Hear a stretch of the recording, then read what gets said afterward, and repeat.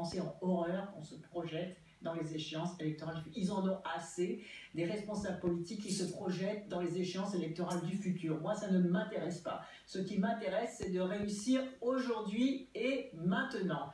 Et aujourd'hui et maintenant, il est possible de réussir parce que la France a tous les moyens pour réussir. Regardez à quel point notre pays est recherché, même pour organiser les grands événements internationaux, que ce soit dans le domaine sportif, que ce soit, je le disais tout à l'heure, la conférence sur le climat. Personne ne voulait organiser la conférence sur le climat. La France s'est positionnée bien pendant toute l'année 2015.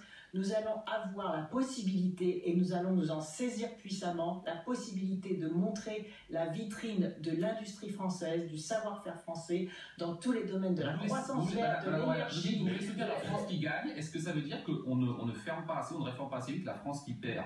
Au sens où on n'abandonne pas assez vite les anciennes filières, on sauve trop vite, trop longtemps les canards boiteux. Est-ce qu'on n'est pas insuffisamment tourné vers l'avenir? Qu'est-ce que ça implique pour les gens dont on a parlé? Vous avez dit qu'il faut regarder que la France qui gagne. Oui, vous avez raison, ça implique d'accélérer. Pourquoi la crise, c'est une mutation.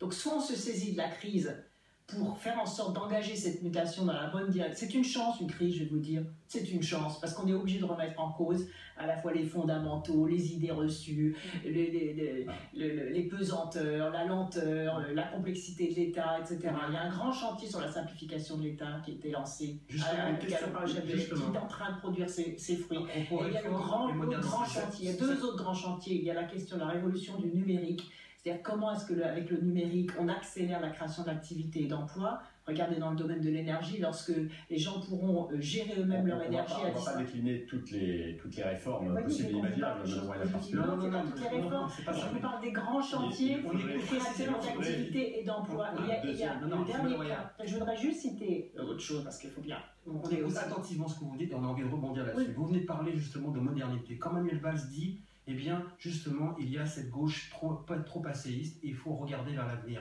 Qu'est-ce que vous en pensez? Où vous situez-vous? Je pense qu'il faut que tout le monde regarde vers l'avenir et que ça